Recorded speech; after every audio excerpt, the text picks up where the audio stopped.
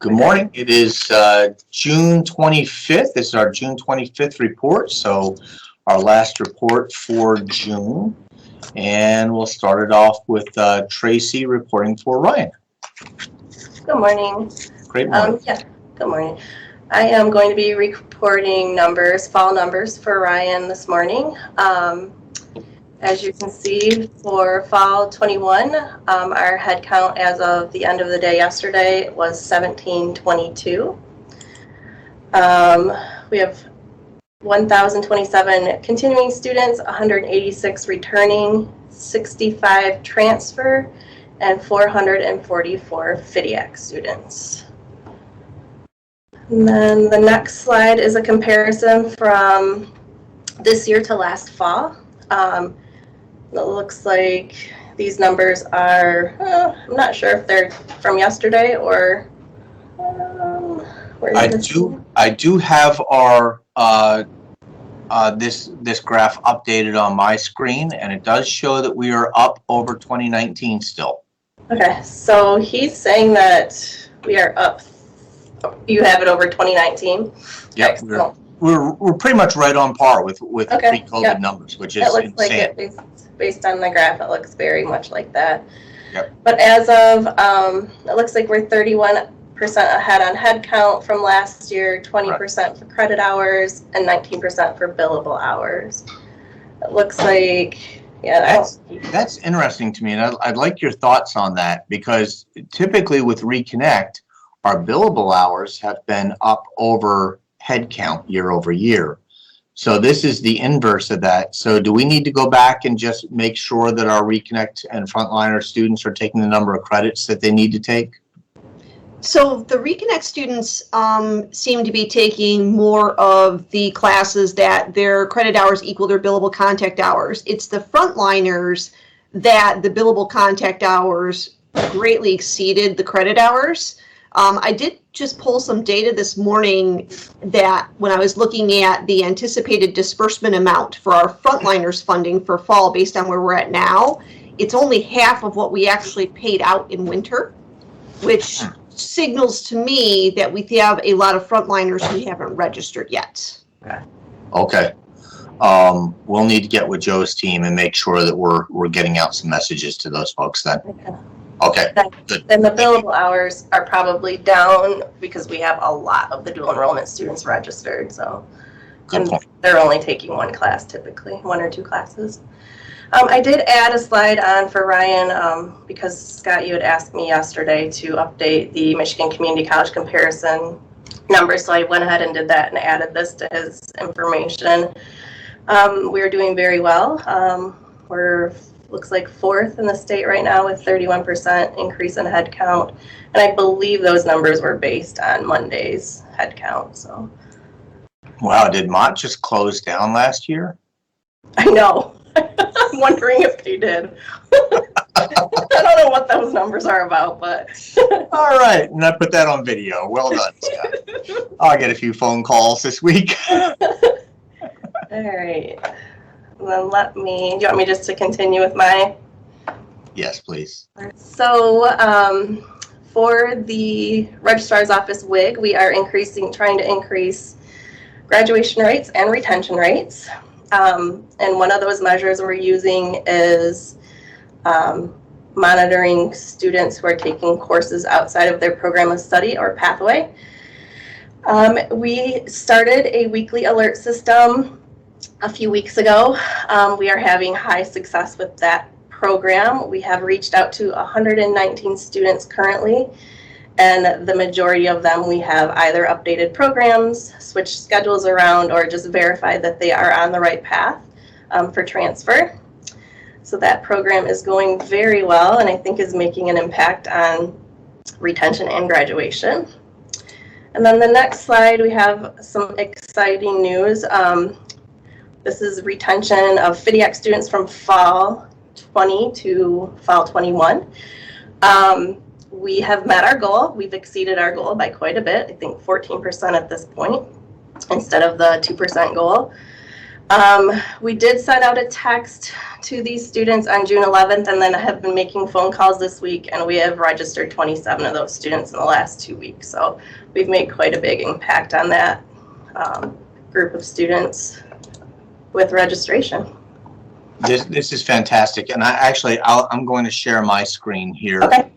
To show the impact that you are having, Tracy. Okay. This is phenomenal. I mean, and this is what we're about as a college. And so huge kudos to you and your team. This is what we're about, is getting our students to the finish line and getting them to succeed. You really see this in this data here. This is our enrollment broken down. And so our new freshman coming in has actually been fairly stagnant. So that's something we need to work on. Where our enrollment has come from for the past week is from your efforts over there in getting continuing students to continue. And you really see that right here, and our returning. This is our enrollment for the last week. Yep. Right? Yep. We can see that we have 12 total students as new freshmen, but all the rest of the enrollment is coming from getting those continuing students. And if you go back to your last slide, if you wouldn't mind, All right. and I think it deserves time. Well, You are not just up year over year. You've blown year over year away, right? Yes. But you're also beginning to blow away pre-COVID numbers. Yes. And it really is that personal, intrusive contact that is making the difference. And it's amazing, because I've made some of the phone calls to students myself. I enjoy doing it. And it is amazing how many of them just say, I haven't registered because I just haven't gotten around to it. Thanks for the call. Yep. We've had that same, I think Allison and Cassie have seen a lot of that too. Right? They just wanted someone to reach out. And quite frankly, if someone hadn't reached out, we know from the data, they wouldn't have enrolled. They just wouldn't have gotten around to it. That's all it would have been. It would have slipped. It would have slipped their mind, and they wouldn't be enrolled in the fall simply because they didn't get around to it. And that simple phone call gets them right online. Your team is right there to register them on the spot. So just fantastic work. Thank you. Thank you. Dr. Culler. All right. So we are monitoring our FAFSA completion rates, and we continue to be up in FAFSA completion for 2021-22, which is great. Within the last couple of weeks, we've started to pay close attention to the number of students who have a FAFSA on file who have enrolled. And since June 4th, we have increased that number by 169 students, so that is good. I'll also make note of the point that we are at the point in time right now where our payment deadline in July, payment deadline is coming up July 21st, and these next couple of weeks are going to move very fast. And so my department really is trying to focus and shift some of our outreach efforts for the phone calls that we're making to students on helping those students who still need to complete financial aid steps to make sure they're going to be all set for payment deadline, because we don't want to see a high number of students being dropped for non-payment. The registrar's office, the admissions office have done so much work to help students get registered. We want to keep them registered. So I've been calling students who still need to file the FAFSA. Allison's been calling students who still need to turn in verification paperwork. And as soon as Sue Burns gets back from vacation, she'll be reaching out to students who still need to complete their student loan steps. So that's pretty standard of what my office would do this time of year in preparation for payment deadline. Perfect. One of the things I really think we need to focus on in the next year is putting together a call center. I agree. That would be amazing. Yep. Michigan Reconnect, the numbers continue to increase on the roster. Just another thank you to all of the counselors who are meeting with the students, because they do such a tremendous job for all of the students that they're coming in to ask them if they've applied for Reconnect, as well as Ryan's frontline admissions team. Every student that they meet in the office, every student that they have a conversation with on the phone, they're paying attention to that age group, and they're asking them about Reconnect and then getting them in touch with the financial aid office. So that's wonderful. Have we done a recent analysis of our current students that would be eligible and aren't benefiting? I have not run those numbers lately, but I can definitely put that on the list to do for next week. I think I ran them about 4 weeks ago. Okay. Yeah, let's get that back in the hands of Joe as well. And actually, I'll send out a personal, if you send that to me, student name and email, I will send out a personal email to them, letting them know here's what you're eligible for. They might be more likely to open it. Yeah, yep. And I've got to go through and sort because so many of them are already Pell eligible. We want to make sure we're targeting the audience that will truly benefit from the dollars. Exactly. And then in regards to Reconnect enrollment, just last week we had a higher percentage of Reconnect students who were not enrolled. This week I'm really happy to say we've just barely made it so that we now are at 51% of our students on our Reconnect roster who've completed all the steps are enrolled with us for the fall. So that's really great, and we'll continue to work on the outreach efforts to move those students who have been awarded the Reconnect or other gift aid to continue to nudge them to getting registered early. That is great. And we'll need to also, for some of these students that aren't getting it done in time, work with instruction to put together a 8-week cohort of 2 classes. Yes. And then finally, we are paying attention. We're just keeping an eye on our anticipated disbursements for frontliners and Reconnect funding. This is what I had mentioned just a couple minutes ago when Tracy was going over her slides. To put that into some context for you, I know we still have all of July and most of August for registration, but right now the fall disbursement for frontliners is anticipated at $210,000. Winter semester for frontliners, we ultimately paid out $423,000. So that's what gives me the indication that there may be a lot of frontliners who were with us in winter who haven't registered yet for fall. And so I made a note to definitely take a look at that because that group of students is going to need, some outreach and some phone calls, find out what's going on. Do we have any additional SAP issues there or anything like that? It shouldn't be for frontliners because the earliest group of frontliners started in winter. And frontliners don't lose eligibility until the end of their first 12 months. So it would be December, the end of December, when fall grades come in, that we're going to see the first group who potentially would not be meeting the conditions to continue in the program. So everybody who is enrolled in winter still qualifies for the frontliners funding based on academic standards. Okay, let's still run an analysis of GPA with these students and get a list of, and this doesn't need to be done right away, but I want to get a list of students who have had a tough time academically, even though they're still eligible, over to our student services. And in August, let's start a massive calling campaign to get them right into tutoring. And I actually have that list already. At the end of the winter semester, I did that analysis. I sent it out. I will send it to you again. Okay, thank you. Excellent. Great. This is great work. And I know you guys are so short-staffed over there. Thank your team for all that they're doing.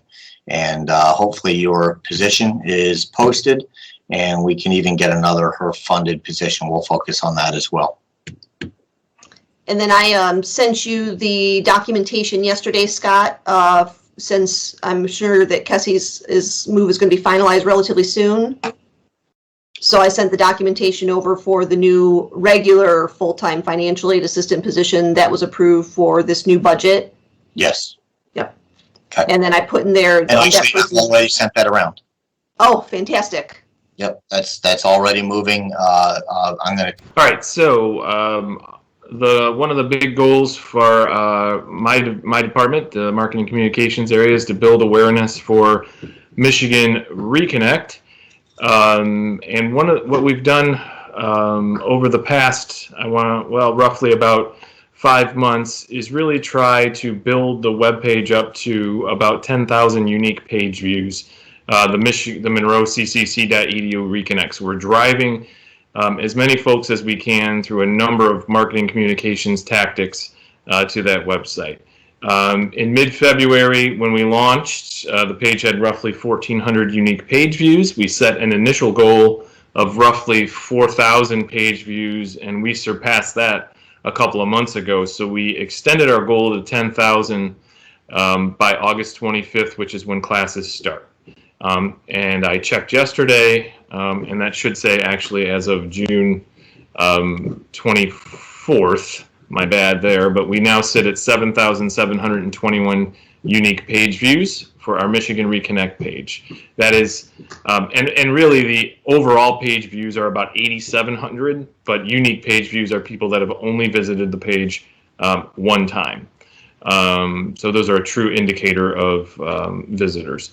Our lead indicator for this is like 285 to 300 unique page views per week for the next 8 weeks, and that will ensure that we reach our 10,000 by August the 25th. How are we doing this?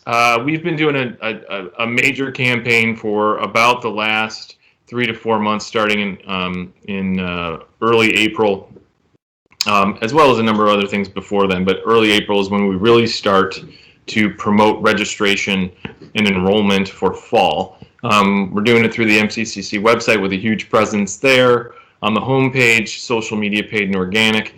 This is all going to start again. So we usually end June in a lull period as we head towards the 4th of July.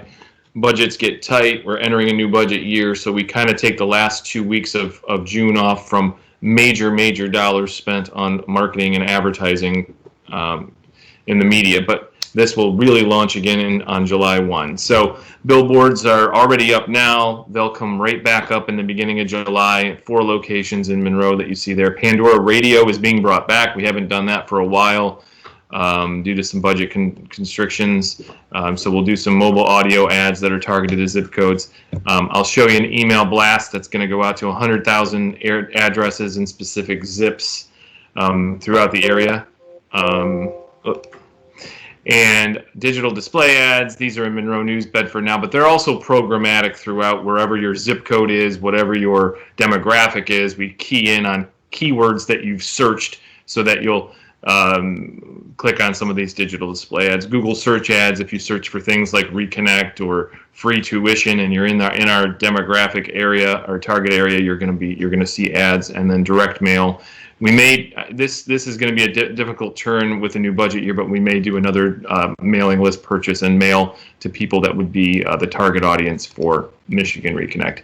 This email is hot off the press. This will blast out to 100,000 folks the day after the 4th of July. So again, we're pushing fall registration with that message, and then we have the Michigan Reconnect message there. They'll be able to click either one of these, and we'll be able to track who clicked from this particular email. So that'll go out to 100,000 folks. I wanted to talk a little bit about something else that's off the adult student 25 and over path. This is driving conversions direct from high school. One of the things the marketing department does is really help the admissions area who are making phone calls and doing emails and recruiting on their own to try to convert folks that may have applied or inquired and turn them into registered students. We support that through a lot of the technology and the tactics that we can do. And this is an email that went out a few days ago through a BCAN list that we got from the county schools. This doesn't have every school district in it, but a number of the big ones in Monroe County provided us with email lists, and we took the email list Ryan did from the admissions office, and he pulled out all the ones that had applied but had yet to register. So this email went out very recently, and then I've got some statistics on it. Unfortunately, I didn't show you the statistics from the ones we sent out to their Monroe CCC email address because those are not very good. Only a few people opened it, but we've learned over the years that as students are applying that it's much more effective to use their personal email address, which we did, and you can see this pretty stellar results that we got from this. 577 were sent. 21.7% opened it. The industry standard open rate is roughly 13 to 14%. We're well above that, and then a click rate of 7%. So out of those 577, 118 opened it, and then this will get resent automatically to all the folks that didn't open it within 3 days, and then we'll build these numbers up even more. So, and that's all I've got for my report this week. Valerie, if you would, we'll take it offline first, and then we'll discuss a few things. Well done, Joe.